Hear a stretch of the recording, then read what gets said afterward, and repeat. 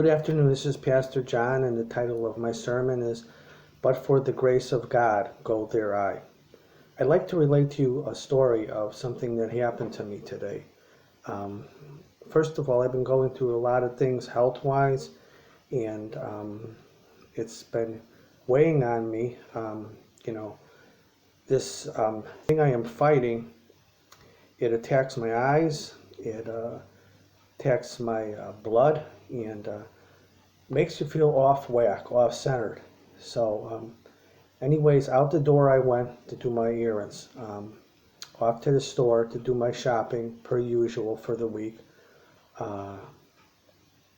going through the lines, getting all of my groceries. I shopped for myself and my sister, and going back to the car. As I approached the parking lot, I knew where I parked my car, and I was walking up and down and looking for my car, and it wasn't there. Immediately, I got very nervous and said to myself, oh my God, what's going to happen? Paul and I went out on a limb to get another car because my car was broken down, and I let her down, and because of my stupid sickness, did I push the button on the door to lock the door? Did I forget? So as I was walking up and down the aisles looking for a car, wondering what should be my next move. Should I go into the store? Should I call the police? Should I call Paula and let her know what's going on? I caught a car out of the corner of my eye and realized R69, it was my car. After thanking Jesus a million times and getting the groceries into the car and heading home to deal with what's going on in the house here, all of this reconstruction in the yard, the house where we rent from, where they're tearing everything up. I was just feeling so overwhelmed with everything going on, dealing with sicknesses and everything going on. And I was approaching an intersection, and there crossing the intersection was a homeless man. And I caught a glimpse of his eyes as I was driving by. And it touched me so that I said, Dear God in heaven, how many things I have that I take for granted. And here's this man. He has nothing. And yet he has the will to keep trying to live. I immediately turned around saying, I got to go give this guy something. What little I have, I want to give to him. I want to tell him how blessed I am for what I do have. So I was turning around to go back. I turned on the block where he had turned, and he was gone. I just said a little prayer that I hope Jesus was with this man and others like him, and he would supply for his needs. Then it struck me odd, a Bible verse came to me, where Jesus said, birds of the air and he has nowhere to lay his head to rest. And I want to share that with you here. It's in Matthew, verse 8, 18 to 22. Excuse me, having a little trouble seeing, like I said, but I'll do the best. Now when Jesus saw great multitudes about him, he gave command to depart unto the other side. And a certain scribe came and said unto him, Master, I will follow thee wheresoever thou goest. And Jesus saith unto him, The foxes have holes, and the birds of the air have nests, but the Son of Man has nowhere to lay his head. And another of his disciples said unto him, Lord, suffer first that I go and bury my father. But Jesus said unto him, Follow me, and let the dead bury their dead. Now, to expound on this, Jesus was a homeless man. He had nowhere to lay his head. He and his disciples relied on the compassion and friendship of those who followed him to home him, to feed him, and to take care of his needs while he was on earth. Jesus was telling both of these men, are you willing to become homeless as I? Are you willing to give everything you have up for the kingdom of God and follow me? For except you do, you are now worthy to come after me. The first man, he did not want to give up what he had. He tried to, come across as saying, he wants to follow Jesus, but he didn't want to go as far as becoming homeless, becoming part of Jesus' ministry.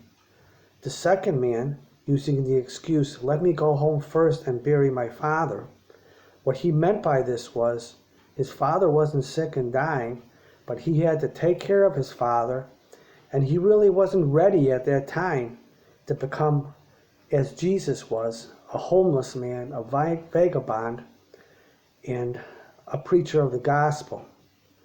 So Jesus told him right out, let the dead bury their dead. You, my friend, are dead. This, I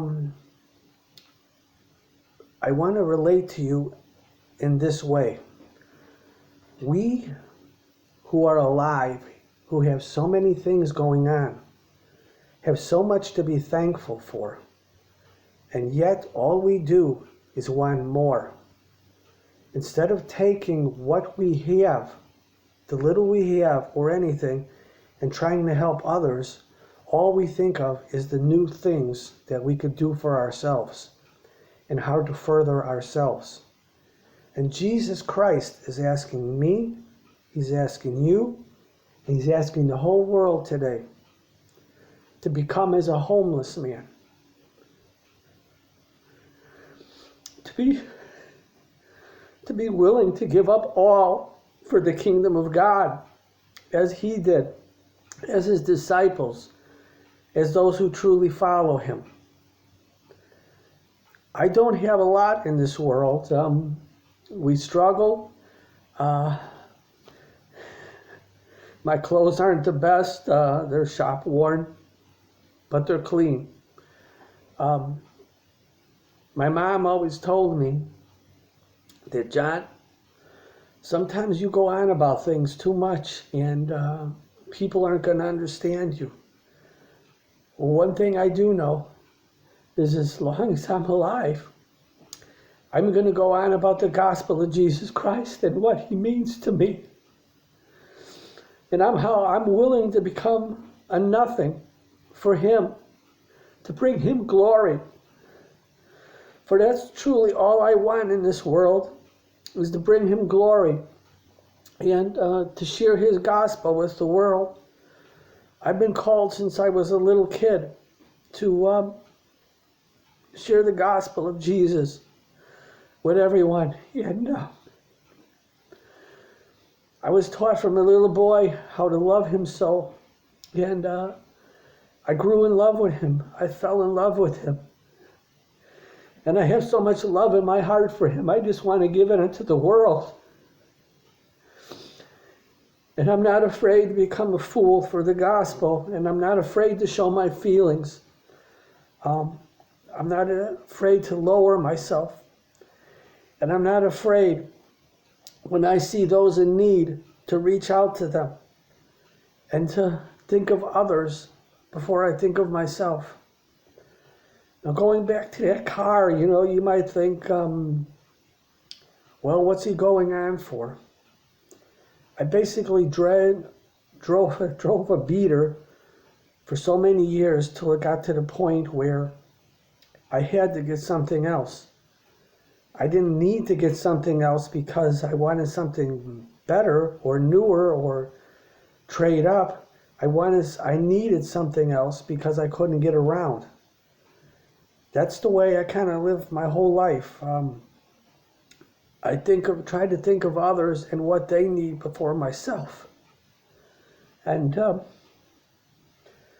so thinking that this car was stolen, and how me and Paula sacrificed, with whatever we had to get it, I felt like I let her down. I felt like I let my family down. I felt like I let God down, who provided me to somehow swing to get this. So this is what affected me so much. And Jesus wanted to tell me on the way home, to be thankful for what I have and to remember that there are those out there who are worse off than you. And never forget them. Always be willing to become as them, to become as a homeless man, to become, when we see the sick, we must become as the sick, to feel how they really feel. When we see the hurting, we must experience that hurt, to understand what hurt they're going through, and to minister the gospel unto someone without having the total love of Jesus Christ in your heart. You cannot truly give it to somebody. You can only give them a paper gospel, the gospel that's being preached today in this world. And that is not a gospel that's going to get them to heaven, that's going to save them. We must open our hearts, souls, and minds to the gospel and be willing to sacrifice ourselves and pour out Jesus Christ into the world so that they will hear and they will listen and they will come. We are in the last days of the last days, my friends, and I don't want to waste a single moment that God has given me. I want to preach the gospel as strong as I can and as long as I can.